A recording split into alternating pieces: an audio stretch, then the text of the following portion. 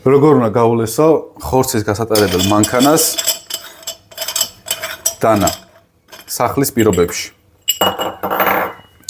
აი ამ ნახრეთებს, საიდანაც ხორცი გამოდის, ზუმფარიც ქაღალდზე დადებ. მის ფორმას გამოჭრი აუცილებლად. სადაც აი ეს ნახრეთი აქვს, იმ ტერიტორიაზე გავუკეთებ ამასაც ნახრეთს. უკვე გამოჭრილ ზუმფარის ქაღალდს დაამაგრებ შიდა ტერიტორიაზე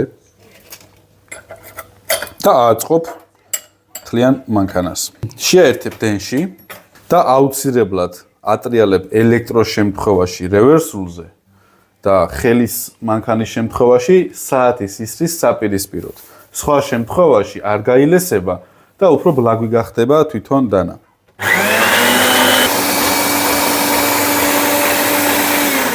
ეხლა ვნახოთ შედეგი.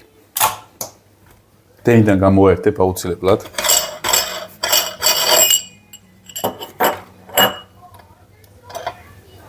ჩემ შემთხვევაში გალესილი იყო, თუმცა აი როგორ პრიალებს, ეთყობა კიდევაც კვალი.